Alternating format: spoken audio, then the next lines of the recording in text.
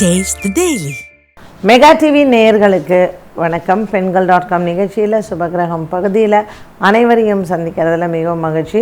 இன்றைக்கி துலாம் ராசியிலிருந்து மீன ராசி வரைக்கும் இருக்கக்கூடிய நேயர்களுக்கு என்ன மாதிரியான பங்குனி மாத பலன்களை பார்க்கலாம். இப்போ துலாம் ராசிக்காரர்களுக்கு 6ஆம் இடத்தில் சூரியன் ராகு எல்லாம் இருக்கிறதுனால கடன் வாங்காமல் இருக்கிறது நல்லது. இப்போ நீங்கள் ஒரு தொழிலில் இருக்கீங்க, முக்கியமான ஒரு வியாபாரம், இதுக்கெல்லாம் நம்ம கடன் வாங்காமல் இருக்க முடியாது. எவ்வளோ தூரம் தள்ளி போடுறீங்களோ அவ்வளோ தூரம் நல்லது. ஏன்னா இந்த 6ல் இருக்கக்கூடிய கிரக சேர்க்கை என்னன்னு கேட்டிங்கன்னா, இப்போ கடன் வாங்கினீங்கன்னா உங்களால் அதை அடைக்க முடியாமல் போகலாம். அதனால் கடன் வாங்கும்போது எதுக்கு கடன் வாங்குகிறோம், தேவையா அப்படின்னு பார்த்துட்டு பண்ணுங்கள்.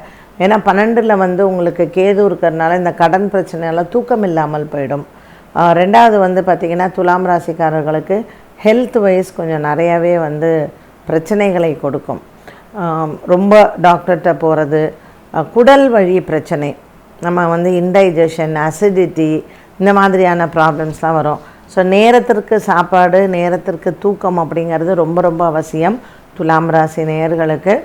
இதில் சித்ரா நட்சத்திரம்னாலும் சரி, இல்லை சுவாத்தினாலும் சரி, விஷாகம்னாலும் சரி, ஹெல்த் நீங்கள் கண்டிப்பாக பார்க்க வேண்டிய ஒன்று. இப்போ இந்த சனி பெயர்ச்சி வேறு ஆறுது இல்லைங்களா, அதுவும் 6ஆம் இடத்திற்கு போகும்பொழுது இந்த சனி பெயர்ச்சியில் இருக்கக்கூடிய கிரக சேர்க்கை நீங்கள் கடன் வாங்கிறதுல கொஞ்சம் ஜாக்கிரதையாக இருக்கணும். ரெண்டாவது, வேலை செய்யக்கூடிய இடத்துல உங்களுக்கு எதிர்ப்புகள் அதிகமாக இருக்கும். இதில் என்ன உங்களுக்குன்னா 6ல் சனி, 8ல் குரு. அப்போது இந்த ஒரு 2 மாத காலம், இந்த பங்குனி, சித்திரை, வைகாசி, நமக்கு ராகு கேது பெயர்ச்சி 6 வரைக்கும் கொஞ்சம் நம்ம கவனமாக இருக்கணும். ஒன்று. அடுத்து இப்போ சித்திரை மாதத்தில் சூரியன் மாறிடுவார். அப்போ நமக்கு சூரியன் மாறிட்டார் அப்படின்னாலே சனி ராகு மட்டும்தான் இருப்பாங்க. கொஞ்சம் நமக்கு பிரச்சனைகள் குறையும். ஸோ இந்த பங்குனி மாதம் ரொம்ப கேர்ஃபுல்லாக இருக்கணும். அடுத்தது சித்திரை வைகாசியில் நமக்கு ராகு பெயர்ச்சி வரைக்கும் கொஞ்சம் கேர்ஃபுல்லாக இருக்கணும்.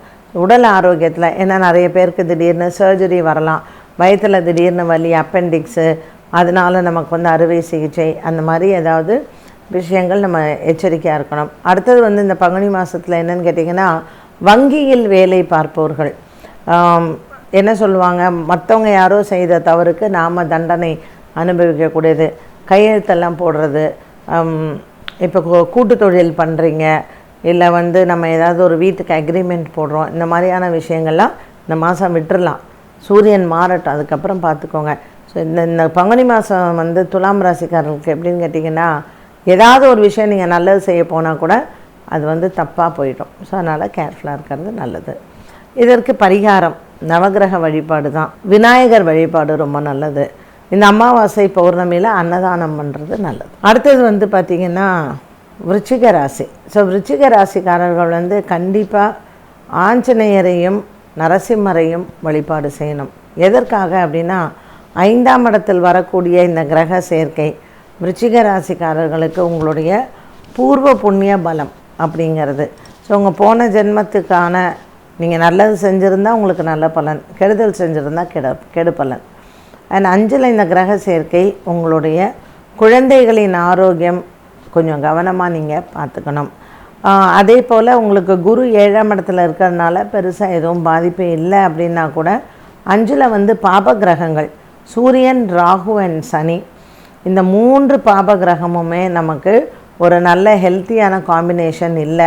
ஸோ நிறைய தெய்வ வழிபாடுகள், உங்களுடைய நண்பர்களால் ஏமாற்றப்படலாம், பொருளாதாரத்தில் ஏமாற்றப்படலாம்.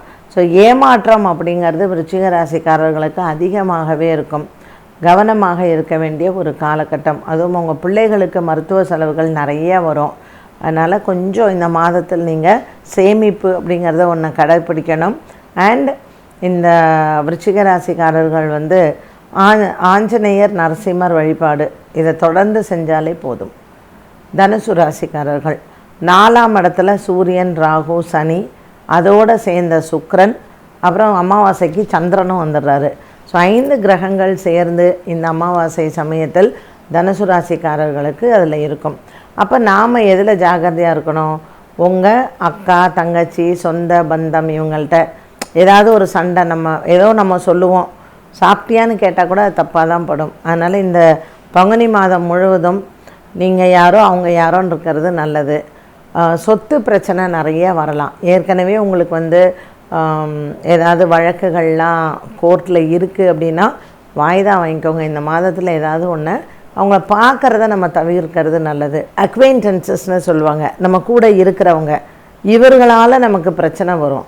சும்மா இல்லாமல் நம்ம வீட்டு பிரச்சனையை சில பேர் தூண்டி நமக்கு கோபம் வரும் பார்த்திங்களா, அந்த மாதிரி. அதனால் அடுத்தவன் என்ன சொல்கிறானோ காதில் வாங்காமல் இருக்கிறது நல்லது. ஏன்னா வேலை செய்கிற இடத்துலையும் கவனமாக இருங்க. நம்ம ஏதோ ஒன்று சொல்ல போய் நம்ம நல்லது தான் சொல்லியிருப்போம், ஆனால் அவங்க போயிட்டு நம்ம சொல்லாததெல்லாம் சொல்லி ஏதாவது பிரச்சனையை கலப்புவாங்க. ஸோ 10ஆம் இடத்தில் கேத்து இருக்குது, கவனமாக இருப்பது நல்லது. இந்த தனுசு ராசிக்காரர்கள் இந்த மாதம் முழுவதுமே நவகிரக வழிபாடுகள், நவ தானியங்கள் பசுமாடுகளுக்கு கொடுப்பது, பசுமாடுகளை பேணி காப்பது, இது எல்லாமே உங்களுக்கு நல்ல பரிகாரம். மகர ராசி அன்பர்கள், மகர ராசி அன்பர்களுக்கு இந்த 3ஆம் இடத்தில் வரக்கூடிய இந்த கிரக சேர்க்கை வந்து பெரிதளவுக்கு எந்த விதமான பாதிப்பும் இல்லை. உங்கள் தாயாரின் உடல் ஆரோக்கியத்தில் மட்டும் கொஞ்சம் பார்த்துக்கோங்க. மற்றபடி நமக்கு வந்து எதுவும் கவலைப்படுறதுக்கோ இல்லை. இந்த சனி பெயர்ச்சி 7.5 சனி விடுது உங்களுக்கு. ஸோ ரொம்ப ஒரு மனசுக்கு நல்லது, சந்தோஷம், நல்ல விஷயங்கள் நிறைய நடக்கும் பங்குனி மாதத்தில். உங்கள் வீட்டில் யாருக்காவது நீங்கள் மாப்பிள்ளை பார்க்குறீங்கன்னா அது நிச்சயமாகலாம், திருமணங்கள் வரலாம், சுப செலவுகள் வந்து ஏற்படலாம். ஸோ இந்த மாதிரியான விஷயங்கள் எல்லாமே உங்களுக்கு நடக்க போகுது. ரொம்ப ஆரோக்கியமான ஒரு மாதமாகவும் இருக்கும். ஸோ எந்தவித பயமும் வேண்டாம் மகர ராசிக்காரர்களுக்கு. இந்த கிரக சேர்க்கைகளுக்கு வந்து பார்த்திங்கன்னா பத்ரகாளி அம்மனை வழிபாடு செய்வது நல்லது. வெள்ளிக்கிழமை தோறும் பத்ரகாளி அம்மனை வழிபாடு செய்தாலே போதுமானது. கும்பராசிக்காரர்களுக்கும் கொஞ்சம் அக்கா தங்கச்சி அண்ணன் தம்பி இவர்களிடையே சண்டை சச்சரவுகள் வரலாம். சொத்து சம்மந்தப்பட்ட விஷயங்களில் சண்டை சச்சரவுகள் வரலாம். அதனால் இந்த பங்குனி மாதத்தில் வீடு வாங்கிறது, விற்கிறது, நீங்கள் ரியல் எஸ்டேட்லாம் பண்ணிங்கன்னா உங்களுக்கு கொஞ்சம் தொழில் டல்லாக தான் போகும். ஸோ இந்த கும்பராசி அன்பர்கள் ரொம்ப கேர்ஃபுல்லாக இருக்க வேண்டிய ஒரு பீரியடு. உங்கள் குழந்தைங்களிடத்தில் நீங்கள் பேசும்பொழுதும் கவனமாக இருக்க வேண்டும். ஏன்னா 5ஆம் இடத்துல செவ்வாய் இருக்கார், 4ஆம் இடத்துல குரு இருக்கார், கேது வந்து நமக்கு 8ஆம் இடத்துல இருக்கார். வேலை செய்கிற இடத்துலையும் பிரச்சனை வரும், குடும்பத்துலேயும் நமக்கு இதனால் கொஞ்சம் வாக்குவாதங்கள், சண்டை சச்சரவுகள் எல்லாமே வரும். ஏன்னா குடும்பஸ்தானம் வந்து நல்லா இல்லை, 2ஆம் இடம் அப்படிங்கிறது. இந்த மாதம் முழுவதுமே நம்ம சில பரிகாரங்களை மேற்கொள்வது நல்லது. சஷ்டி திதியில் முருகப்பெருமானினுடைய வழிபாடு, அதே மாதிரி ஒவ்வொரு ஞாயிற்றுக்கிழமையும் கோதுமை தானம் செய்வது, பித்ருக்களுக்காக நாங்கள் அமாவாசையில் செய்கிறது, அன்னதானம் பண்ணுறது, பௌர்ணமியில் தெய்வ திருமணங்கள் நடக்கக்கூடிய இடத்துக்கு போய் மாலை வாங்கி கொடுக்கறது, இது எல்லாமே நமக்கு ஒரு மனசுக்கு நிம்மதியை வந்து கண்டிப்பாக கொடுக்கும். மீனராசிக்காரர்களுக்கு இந்த கிரக சேர்க்கை சூரியன், சனி, ராகு, சுக்கிரன், அப்புறம் நமக்கு இந்த சந்திரனும் வந்து அமாவாசையில் வந்துடுவார். ஸோ இந்த 4 கிரகம் தான் இந்த மாதம் முழுவதும் உங்களுக்கு இருக்கும். சந்திரன் மாறிண்டே வருவார். இந்த கிரக சேர்க்கை வந்து மீனராசிக்காரர்களுக்கு நெகட்டிவாக எதுவுமே நடக்காது. அதனால் நம்ம பயப்பட வேண்டிய அவசியமே இல்லை. என்ன இந்த மாதம் ஏதாவது கல்யாணம்லாம் பேசணுன்னா ஒத்தி வச்சுருங்க. நீங்கள் லவ் லைஃப்பில் இருக்கீங்கன்னா நீங்கள் யாரை காதலிக்கிறீங்களோ நிறையா சண்டை வரும். ஸோ இந்த மாதிரி சின்ன விஷயங்கள் நம்ம அட்ஜஸ்ட் பண்ணிட்டு போனாலே போதுமானது தான். மீனராசிக்காரர்களுக்கு குடும்பத்தோடு ஒத்து போகிற விஷயம் அப்படிங்கிறதுல தான் தகராறு வரும். ஆரோக்கியம் சம்மந்தப்பட்ட விஷயங்களில் கால் வந்து உங்களுக்கு வலிக்கிறது, இல்லை கால் சம்மந்தப்பட்ட விஷயங்களில் நம்ம மருத்துவ செலவு செய்கிறதுல வரும். ஸோ மீனராசிக்காரர்களுக்கு பங்குனி மாதத்தில் ஆரோக்கியத்தில் கவனம் தேவை, கொடுக்கல் வாங்கலில் கவனம் தேவை, பிள்ளைகளிடத்தில் சற்று நிதானித்து பேசுவது நல்லது. அதே மாதிரி இந்த மாதம் வந்து திருமண விஷயங்களை ஒத்தி வைப்பது நல்லது. இந்த மீனராசிக்காரர்கள் இதை அப்படி ஃபாலோ பண்ணாலே இந்த சனி பெயர்ச்சியாக இருக்கட்டும், பங்குனி மாதத்தில் வரக்கூடிய கிரக சேர்க்கைகள், ஒரு கிரகண தோஷம், இது எல்லாமே உங்களுக்கு தீரும். அமாவாசை பௌர்ணமி தினங்களில் புற்று இருக்கக்கூடிய ஆலயத்திற்கு சென்று அங்கே புற்று மண் இருக்கு இல்லையா, அதில் அரிசி, வெல்லம், எள்ளு 3 பொடி பண்ணி அந்த எறும்பு குளிக்க வச்சாலே நமக்கு பித்ருக்களினுடைய பாபங்கள் வந்து தீரும். ஸோ இதை அமாவாசை பௌர்ணமியில் மீனராசிக்காரர்கள் அந்த பாம்பு புத்து பக்கத்தில் கொஞ்சம் எறும்பு குழியெல்லாம் இருக்கும், அதில் வைங்க. பச்சரிசி கொஞ்சம், எள்ளு, அப்புறம் வெல்லம் 3 பொடிச்சு அதில் வைங்க. இது எல்லாமே நம்ம எதுக்காக பண்ணுறோம் பரிகாரங்கள்னால் இந்த கிரகண தோஷங்கள் நம்மளை பாதிக்காமல் இருக்கத்தான். ஸோ நம்ம வந்து கிட்டத்தட்ட 12 ராசியும் பார்த்தாச்சு. இன்றைக்கி துலாம் ராசியிலேருந்து மீன ராசி வரைக்கும் என்ன மாதிரியான பரிகாரங்கள் எல்லாம் செய்யணும் அப்படிங்கிறதையும் நம்ம தெரிஞ்சுக்கிட்டோம். இந்த பங்குனி மாதத்திற்கு மேஷ ராசி முதல் மீன ராசி வரைக்கும் நேற்றுக்கும் இன்றைக்கும் நம்ம வந்து பலன்கள் மற்றும் பரிகாரங்களை பார்த்தோம்.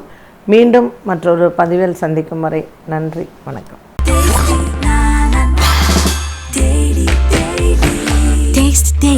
Taste the Daily.